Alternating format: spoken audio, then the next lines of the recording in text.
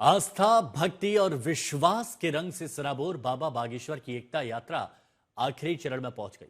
आज यात्रा का 9वां दिन है, लेकिन भक्तों में उसी तरह का जोश, उमंग और आस्था है जैसी पहले दिन थी।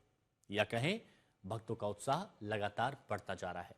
बाबा बागेश्वर की यात्रा में न सिर्फ भक्त शामिल हुए, बल्कि राजनेता से लेकर फिल्मी सितारे भी शामिल हो रहे हैं। यात्रा के मथुरा पहुंचने पर शिल्पा शेट्टी और राजपाल यादव ने भी स्वागत किया। जया किशोरी भी शामिल हुई थी और हनुमान रूप में कुछ यात्रा करते दिख रहे हैं कुछ कलाकार। पदयात्रा में फिल्मी सितारों के साथ भक्तों में उत्साह दिख रहा है।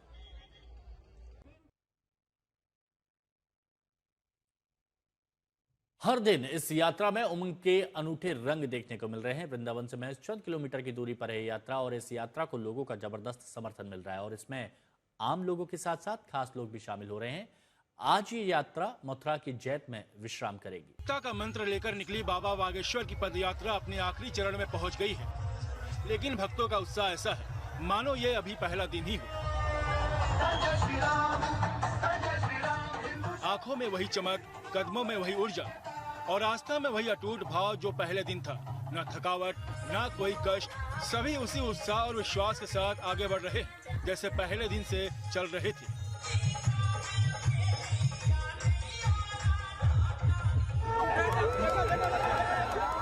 एकता यात्रा ब्रज भूमि में प्रवेश कर चुकी है, वो भूमि जहां राधा कृष्ण की लीलाएं बसती हैं,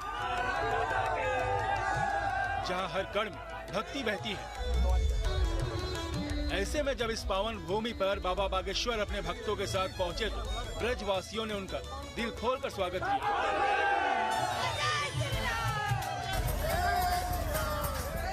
7 नवंबर को दिल्ली से शुरू हुई ये यात्रा जहां से भी गुजरी, लोग इस यात्रा में शामिल होकर जुड़ते चले गए।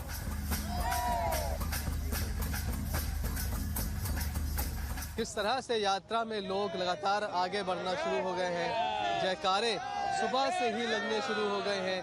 जोश, उत्साह बड़ों का, बुजुर्गों का अब तक बना हुआ है। बागेश्वर सरकार की। हाँ जी, कैसी है आप? अच्छे हैं, कोई दिक्कत तो नहीं? कोई दिक्कत नहीं। जब तक बाबा साथ है कोई दिक्कत नहीं है। जब तक प्रभु रामचंद्र जी साथ में है, वीर बजरंगबली जी साथ में है, तब तक कोई दिक्कत आने की समस्या नहीं है। जी, इतने नाजुक होके बुखार में पैदल चल रहे हैं तो हम लोग को क्या दिक्कत होगी। ब्रज क्षेत्र में सनातन एकता यात्रा के अब महज चंद पड़ाव ही शेष बचे हुए हैं, लेकिन इन जगहों पर सुरक्षा के पुख्ता इंतजाम किए गए हैं। ट्रैफिक जाम की स्थिति से बचने के लिए जगह जगह रूट डायवर्जन प्लान भी जारी किया जा चुका है और पुलिस प्रशासन सतर्क है ताकि कहीं भी किसी को कोई दिक्कत ना हो।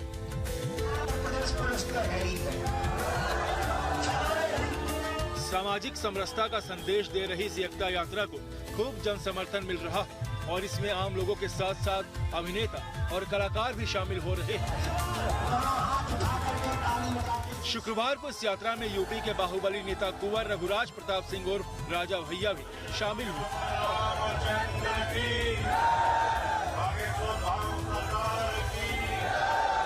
कैसा माहौल लग रहा है? माहौल तो आप भी देख रहे हैं, हर आयु वर्ग में, आम जनमानस में जो उत्साह है वो देखते बन रहा है, इसका वर्णन नहीं किया जा सकता। और सिर्फ यही नहीं, जहाँ जहाँ भी इस यात्रा का संदेश जा रहा है, हिंदू जागृत हो रहा है। महाराज जी का प्रयास वो सफल हो रहा है, रंग ला रहा है। इस यात्रा का समापन वृंदावन में रविवार को भव्य कार्यक्रम के साथ होगा। मथुरा से मदन गोपाल शर्मा और मनीष चौरसिया के साथ ब्यूरो रिपोर्ट। अब वैसे तो बाबा बागेश्वर की सनातन एकता पदयात्रा में कई नामी गिरामी चेहरे शामिल हो चुके हैं और कई आज और कल शामिल होने वाले हैं। अब सूत्रों के हवाले से खबर है कि मशहूर कथावाचक जया किशोरी भी आज पदयात्रा में शामिल होंगी। इनके अलावा इंद्रेश उपाध्याय, चिदानंद मुनि, गीता मनीषी बाबा बागेश्वर के साथ आ सकते हैं, इस यात्रा में शामिल हो सकते हैं, ऐसी खबर है। अध्याय 700 श्लोक और उसके बाद भी भगवान को विराट रूप दिखाना पड़ा था, तब जाके अर्जुन ने शस्त्र उठाए थे। तो हिंदू जलाना इतना आसान नहीं है, बहुत मेहनत का कार्य है। पर ये कार्य वो कर रहे हैं और हम सभी साथ दे रहे हैं इस वक्त। पर मैं एक ही बात कहना चाहूँगी आप सभी से, इस यात्रा में आप सभी शामिल हैं। कल दर्शन करके आप सभी अपने अपने स्थान चले जाएंगे, पर एक आप सभी से निवेदन है, प्रार्थना है, इस यात्रा से एक वचन अपने साथ लेकर जाए कि आज के बाद कभी भी कोई भी आपसे पूछे कि आप कौन हैं, तो आप ये ना कहें हम ये हैं, हम वो हैं, हम यहाँ से हैं, हम वहाँ से हैं, आप कहें हम सनातन हिंदू हैं। बागेश्वर धाम के पीठाधीश्वर धीरेन्द्र कृष्ण शास्त्री की सनातन एकता यात्रा 8वें दिन जब मथुरा पहुंची, इस दौरान हजारों लोगों ने ही नहीं, बॉलीवुड एक्ट्रेस शिल्पा शेट्टी, एक्टर राजपाल यादव ने बाबा बागेश्वर का स्वागत किया। दोनों कलाकारों ने न केवल यात्रा में भाग लिया बल्कि उन्होंने बाबा बागेश्वर के प्रवचन और आध्यात्मिक संदेशों को भी सुना, जिससे उनकी आस्था और समर्पण का प्रदर्शन हुआ। यात्रा में शामिल होने जा रहा था तो मैंने देखा हजारों लोग, बूढ़ी बूढ़ी माताएं, छोटे छोटे बच्चे, वृद्धजन, कई प्रकार के भक्तजन, श्रद्धालु।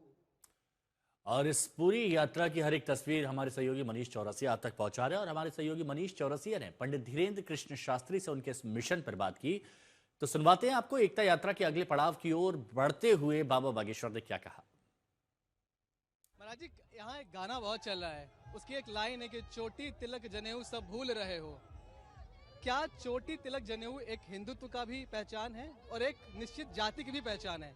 आप कह रहे हैं जाति पाति खत्म हो, तो क्या हर हिंदू को आप अलाउ करेंगे कि वो चोटी तिलक जनेऊ धारण कर ले? चोटी तिलक जनेऊ सनातन की पहचान है, सिखा सनातन की पहचान, स्वस्ति तिलक लगाना सनातन की पहचान, यज्ञोपवीत ये सनातन की पहचान है, हमारी सनातन की मर्यादा है।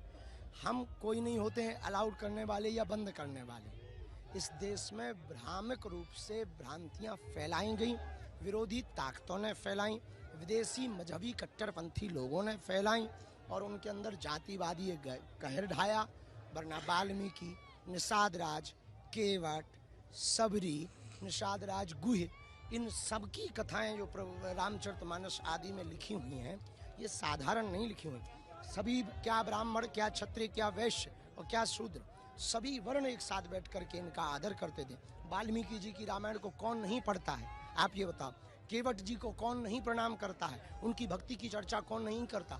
कौन ऐसा सनातनी है जो सबरी माता की चर्चा नहीं करता?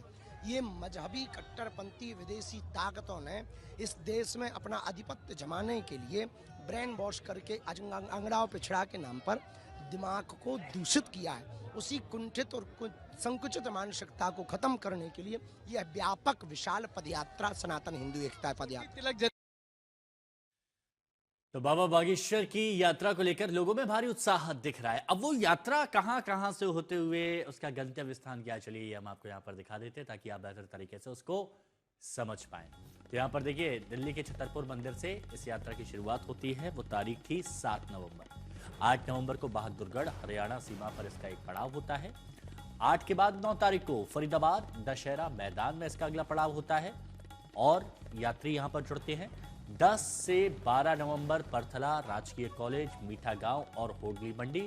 13 नवंबर को हरियाणा यूपी पार कर कोसी कला मथुरा में प्रवेश करते हैं और भी यात्री यहां पर जुड़ते हैं। 15 नवंबर बरसाना में पदयात्रा का प्रवेश और 16 नवंबर बांके बिहारी मंदिर वृंदावन में महासभा होगी। देखिए आज 15 है, ये कल की तारीख आपको बता रहे हैं 16 तारीख को। तो 7 तारीख से शुरू, 16 तारीख गंतव्य स्थान पर अपने पहुंचेगी। भव्य कार्यक्रम आयोजित वहां पर किया जाएगा। दिल्ली से वृंदावन तक की सनातन पदयात्रा पंडित धीरेन्द्र कृष्ण शास्त्री की तरफ से निकाली जा रही है, जिसमें हर पड़ाव में यात्री जुड़ते गए जो देश के विभिन्न स्थानों से आए, अलग अलग राज्यों से। अभी जो है, जब आप यात्रा में जब पहुंचेंगे बांके बिहारी, तो क्या लगता है कि फिर वहां से नई यात्रा शुरू होगी? अवश्य, वहां से अगले चरण की यात्राएं हमारे गुरुजी शुरू करेंगे। कोई दिक्कत तो नहीं हुई रास्ते में? और आज जो है किस तरह से आगे बढ़ रहे हैं, लोकल लोगों का सपोर्ट कैसा रहा पूरी यात्रा में? लोकल लोगों का बहुत सपोर्ट है और सब लोग एक साथ हैं, मिलकर हम लोग सब हिंदू राष्ट्र बनाएंगे और ये ठा लिया। और युवा महाराज जी का विशेष कायदे साथ देंगे हम लोग।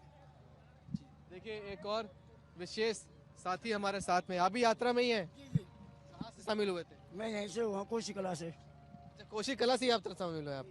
अच्छा जितने सारे और हमने लोगों को देखा, अधिकतर लोग तो बस सड़क किनारे खड़े होते हैं, दर्शन करते हैं, घर चले जाते हैं, खाते पीते सो जाते हैं। आपके मन में कैसे आया कि चलो थोड़ी सी ही सही पर यात्रा में शामिल होते हैं? अनेकता में एकता, सबसे बड़ा देश की हिंदू ही महत्व है। हिंदू तो अपनी इसी गाड़ी से आप जाएंगे? हाँ, दिव्यांग है ये, पैरों में दिक्कत है इन्हें, और यहाँ से वृंदावन तक आप यात्रा में जाओगे। किस भाव से आप जुड़ रहे हो? हम हिंदू की भावना से जुड़े हुए। हिंदू राष्ट्र है जी, ठीक है। आप जोश समझिए। भारत माता की जय, बागेश्वर धाम की जय। इन्हीं जयकारों के साथ यात्रा लगातार आगे बढ़ रही है और अब ये यात्रा अपने अंतिम पड़ाव में पहुंचने लगी है। मतलब बाके बिहारी धीरे धीरे और नजदीक आते जा रहे हैं। देश के अलग अलग राज्यों से इस यात्रा में श्रद्धालु शामिल हो रहे हैं, तो अलग अलग रंग भी देखने को मिल रहे हैं और उन्हीं रंगों की एक रिपोर्ट आपको दिखाते हैं। मन में सवाल उठता है कि इस यात्रा में ऐसा क्या खास है। आमतौर पर धार्मिक यात्राओं में ही ऐसी श्रद्धा दिखती है, लेकिन यहाँ तो तस्वीर ही दूसरी है। बाबा बागेश्वर ने सनातन में आस्था रखने वालों को जोड़ने का प्रण लिया है, साथ चलने का अनुरोध किया है और असर ये है कि हजारों लाखों लोगों का कारवां साथ चल पड़ा है। दिल्ली से हरियाणा और हरियाणा से यूपी के मथुरा क्षेत्र तक अभी तक की लंबी यात्रा में हर जगह ऐसा ही हुजूम दिखा है। इस लंबे रास्ते पर जो साथ है वो चल रहे हैं, जिनका समर्थन है वो घर की बालकनी पर खड़े होकर जयकारा लगा रहे हैं और नारे लगा रहे हैं। इस यात्रा में कोई अकेले है, कोई परिवार के साथ है, कोई बाल बच्चों के साथ है। एक श्रद्धालु अपने बच्चों के साथ कुछ इस अंदाज में यात्रा का हिस्सा बने हैं कि वो जहाँ जहाँ से गुजर रहे हैं, देखने वाले बस उन्हें ही देख रहे हैं। उमन, जब हम पूछते हैं कि रानी बेटी बड़ी होकर क्या बनेगी, तो कहते हैं कि डॉक्टर बनेगी या इंजीनियर बनेगी या फिर टीचर बनेगी। लेकिन पद यात्रा में आपको तस्वीर बहुत अलग दिखाई पड़ती है। आजकल फौज में बेटियां हैं, लेकिन यहाँ पर देखिए कि बेटियों को किस तरह से एक फौजी बनाकर लाया गया है। 3 बच्चे आपको यहाँ दिखाई पड़ रहे हैं, 2 बेटियां हैं, 1 बेटा है। बेटे को एकदम ब्राह्मण की तरह तैयार करके लाए हैं और बेटियों को फौजी बनाकर लाए हैं। ये तस्वीर थोड़ी सी अलग है। एक तरह से जो परंपरा है या फिर जिसको हम बोल सकते हैं कि रूढ़िवादिता है, उसको तोड़ती हुई ये तस्वीर दिखाई पड़ रही है। क्या नाम है आपका? आचार्य अश्वनी कृष्ण, श्री राम वृंदावन से। ये बच्चे आपके हैं तीनों? तो ये बेटा है, वो बेटियां हैं। बेटे को आपने ब्राह्मण आचार्य बना रखा है और बेटियों को फौजी, क्यों? एक सनातन की सेवा के लिए और बेटियां देश की सेवा के लिए। हमारी बेटियों का खुद का ही स्वप्न है, खुद की इच्छा है कि हमें देश की रक्षा करनी है और देश की सुरक्षा करनी है, और इसका सनातन की सेवा के लिए जैसे हमें ठाकुर जी ने सनातन की सेवा का अवसर प्राप्त हुआ है, ऐसे ही अपने संतान को भी यह सनातन और देश हमारे लिए 2 ही श्रेष्ठ